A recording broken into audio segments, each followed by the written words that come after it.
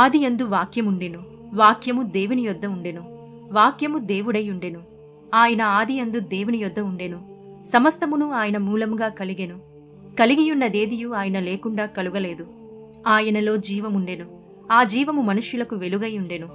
ఆ వెలుగు చీకటిలో ప్రకాశించుచున్నది గాని చీకటి దాన్ని గ్రహింపకుండెను. ఎవడునూ ఎప్పుడైనను దేవుని చూడలేదు. తండ్రి రొమ్ముననున్న అద్వితీయ కుమారుడైన యేసుక్రీస్తు ప్రభువు ఆయనను బయలుపరచెను. దేవుని ప్రణాళికానుసారముగా ఆ వాక్యము శరీరధారి అయి కృపాసత్య సంపూర్ణుడుగా మన మధ్య నివసించెను. తండ్రి వలన కలిగిన అద్వితీయ కుమారుని మహిమ వలె మనము ఆయన మహిమను కనుగొంటిమి. ఆ విధంగా యేసుక్రీస్తు ప్రభువు కన్య అయిన మరియ ద్వారా ఈ లోకంలో మనుష్యునిగా జన్మించి దేవుని రాజ్యాన్ని ప్రకటిస్తూ ప్రేమ, క్షమ, పునరుద్ధానమును గూర్చిన సందేశములను బోధించారు. ఆయన తన ప్రజలను వారి పాపముల నుండి రక్షించుటకు, పాప పరిహారము కలుగజేయుటకై తండ్రి అయిన దేవుని కృప వలన ఆయన ప్రతి మనుష్యుని కొరకు మరణము అనుభవించి సిలువ వేయబడి 3వ దినమున ఆయన చెప్పినట్లుగానే తిరిగి లేచి మరణము యొక్క ముళ్ళును విరచి పునరుద్ధాన శక్తిని చాటి మహిమా ప్రభావములతో ఆరోహణమై తండ్రి యొక్క కుడిపార్శ్వమున కూర్చుని కిరీటము ధరించియున్నాడు. ఆ దినములయందు బాప్తిస్మమిచ్చు యోహాను పరలోకరాజ్యము సమీపించియున్నది, మారు మనస్సు పొందుడని యూదయ అరణ్యములో ప్రకటించుచుండెను. అనేకమంది ఆయన యొద్దకు వచ్చి తమ పాపములు ఒప్పుకొనుచు యోర్దాను నదిలో అతని చేత బాప్తిస్మము పొందుచుండిరి. మారు మనస్సు నిమిత్తము నేను మీకు నీళ్లల్లో బాప్తిస్మమిస్తున్నాను. అయితే నా వెనక వస్తున్నవాడు నాకంటే శక్తిమంతుడు. ఆయన చెప్పులు మోయుటకైనను నేను పాత్రుడను కాను. ఆయన మాత్రమే పరిశుద్ధాత్మలోనూ అగ్నితోనూ మీకు బాప్తిస్మమిస్తాడు. యేసు ప్రభువు తన పరిచర్యను ప్రారంభించే ముందు యోహాను చేత బాప్తిస్మము పొందుటకు అతని యొద్దకు వచ్చెను. నేను నీ చేత బాప్తిస్మము పొందవలసిన వాడినై ఉండగా నీవు నా యొద్దకు వస్తున్నావా ప్రభువా? నేను నీకు బాప్తిస్మమివ్వలేను. ప్రభువా, నీవే నాకు బాప్తిస్మమివ్వాలి. ఇప్పటికీ కానిమ్ము, నీతి యావత్తూ ఈలాగు నెరవేర్చుట మనకు తగియున్నది. అప్పుడు యోహాను యేసునకు యోర్దాను నదిలో బాప్తిస్మమిచ్చెను. యేసు ప్రభువు బాప్తిస్మము పొంది నీళ్ల నుండి ఒడ్డుకు వచ్చిన వెంటనే ఆకాశము తెరవబడెను.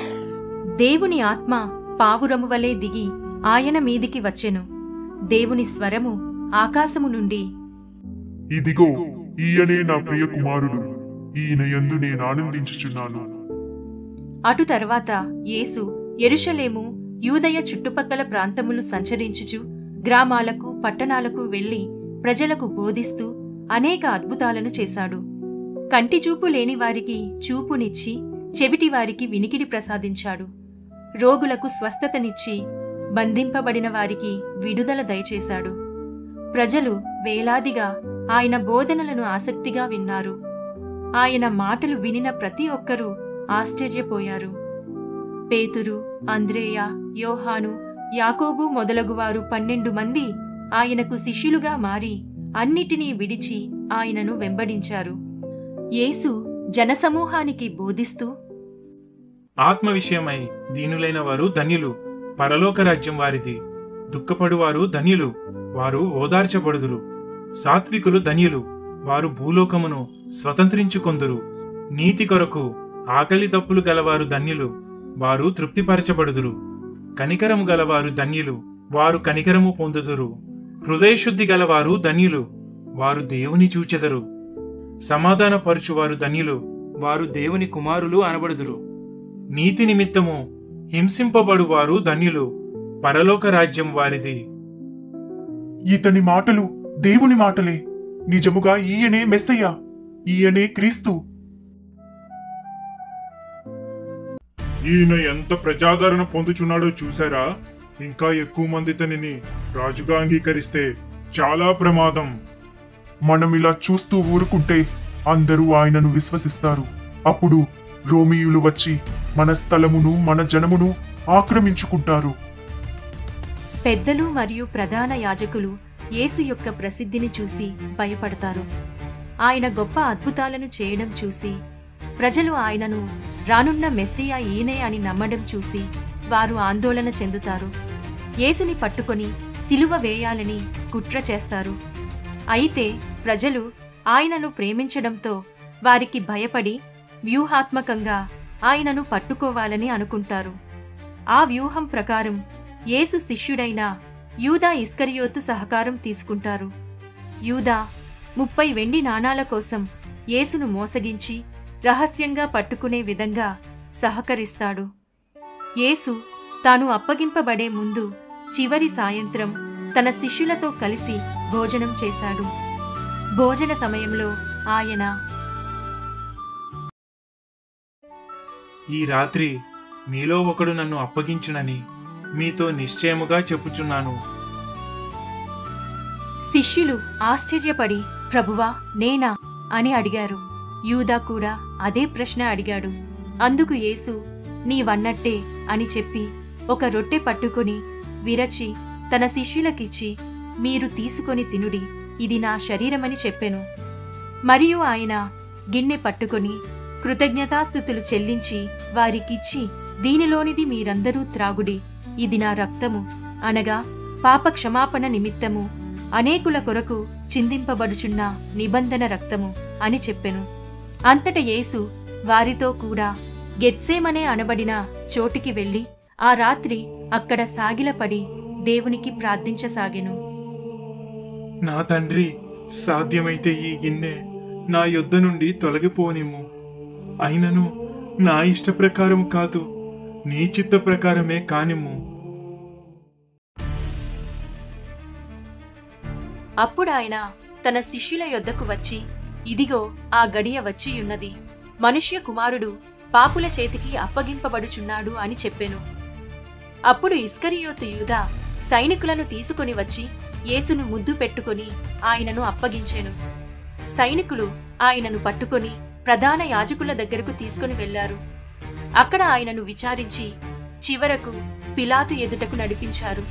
వారందరూ కలిసి యేసు తను రాజునని ప్రజలకు బోధిస్తూ తప్పుద్రోవ పట్టిస్తున్నాడని అతనిపై నేరము మోపిరి. పిలాతు యేసులో తప్పు కనుగొనలేకపోయినా ప్రజల ఒత్తిడితో ఆయనను శిక్షించమని నిర్ణయించాడు. యేసుని హింసించడానికి మొదట కొరడాతో కొట్టించారు, అవమానించారు. ఆయన తలపై ముళ్ళ కిరీటం పెట్టి, ఇదిగో యూదుల రాజు అని ఎగతాళి చేశారు. భారమైన సిలువను భుజాలపై ఉంచి కపాలమనబడిన గొల్గోతా అనే స్థలానికి వారు యేసుని తీసుకొని పోయిరి. ఆయన తన సిలువను మోసుకొని వెళ్ళుచుండగా గొప్ప జనసమూహమును ఆయనను గూర్చి రొమ్ము కొట్టుకొనుచు దుఃఖించుచున్న చాలామంది స్త్రీలను ఆయనను వెంబడించిరి. యేసు వారి వైపు తిరిగి, కుమార్తెలారా, నా నిమిత్తము ఏడవకుడి. మీ నిమిత్తమును మీ పిల్లల నిమిత్తమును ఏడువుడి. కల్వరి కొండపైన ఆయనను సిలువకు మేకులతో కొట్టి వ్రేలాడదీశారు. ఆయనను సిలువ వేసినప్పుడు పగలు 9 గంటలాయెను. మరియు యూదుల రాజైన యేసు అని సిలువకు పైగా వ్రాసి ఉంచిరి. ఆయనకు కుడివైపున ఒకనిని, ఎడమవైపున ఒకనిని, 2 నేరస్తులను ఆయనతో కూడా సిలువ వేశారు.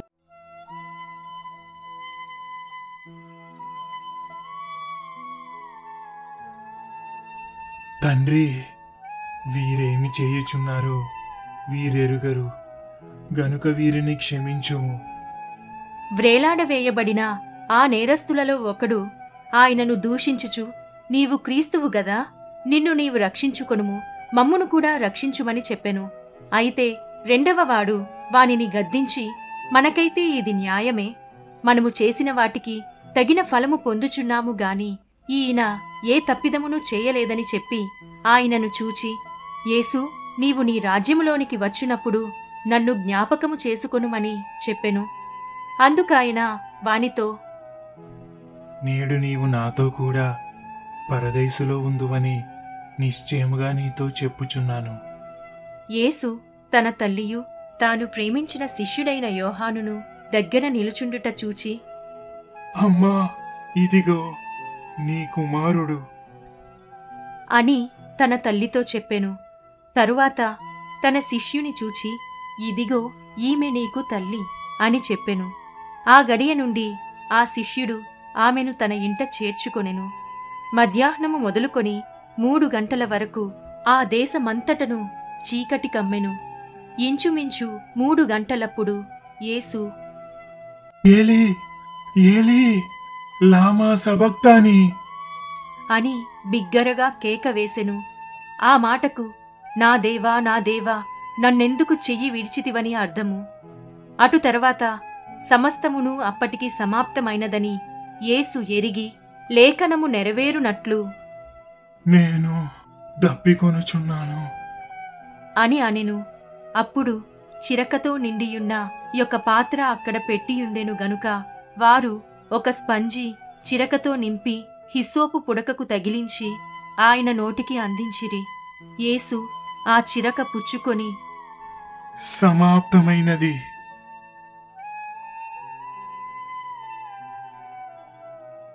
అప్పుడు రమారమి మధ్యాహ్నమాయెను. అది మొదలుకొని 3 గంటల వరకు ఆ దేశమంతటి మీద చీకటి కమ్మెను. సూర్యుడు అదృశ్యుడాయెను. అప్పుడు యేసు గొప్ప శబ్దముతో కేక వేసి, తండ్రి, నీ చేతికి నా ఆత్మను అప్పగించుకొనుచున్నాను. ఆయన ఈలాగు చెప్పి ప్రాణము విడిచెను. అప్పుడు దేవాలయపు తెర పైనుండి క్రింది వరకు 2గా చినిగెను. భూమి వణకెను, బండలు బద్దలాయెను, సమాధులు తెరవబడెను. నిద్రించిన అనేక మంది పరిశుద్ధుల శరీరములు లేచెను. అప్పుడు శతాధిపతియు అతనితో కూడా యేసునకు కావలియున్న వారును భూకంపమును జరిగిన కార్యములన్నిటినీ చూచి మిక్కిలి భయపడి నిజముగా ఈయన దేవుని కుమారుడని చెప్పుకొనిరి. గుడ్ ఫ్రైడే యొక్క ప్రాముఖ్యత ఏంటంటే, యేసు శిలువ మరణం ద్వారా మన పాపముల నుండి విమోచన దయచేసి ఆయన పునరుద్ధానము ద్వారా నిత్య జీవమును మనకు అనుగ్రహించడమే. మరియు ధర్మశాస్త్ర ప్రకారము రక్తము చిందింపబడకుండా పాప క్షమాపణ కలుగదని ఆయనే మన కొరకు బలి అయి మనకు శాశ్వత రక్షణను అందించాడు. అంత మాత్రమే కాకుండా ఆయన చెప్పినట్లుగానే 3వ రోజున సమాధి నుండి తిరిగి లేచి మరణంపై విజయం సాధించాడు. యేసుక్రీస్తు నిజ రక్షకుడు. ఆయనే మార్గము, సత్యము, జీవమునై ఉన్నాడు. ఆయన తప్ప వేరొక దేవుడు లేడు. ఆయన ద్వారా తప్ప పరలోకాన్ని చేరడం అసంభవం. ఇప్పటికైనా నీ హృదయాన్ని పరీక్షించుకో. యేసు ఉన్నవాడని, వింటున్నాడని, నిన్ను చూస్తున్నాడని విశ్వసిస్తే నాతో కలిసి ఈ చిన్న ప్రార్థన చేస్తావా? నా ప్రియమైన యేసయ్యా, నీవు మాత్రమే నా బ్రతుకుని మార్చగలవు. నా పాపములు క్షమించి నా హృదయములోనికి వచ్చి నన్ను నడిపించు తండ్రి. మీకే సమస్త మహిమ ఘనత కలుగునుగాక. ఆమేన్.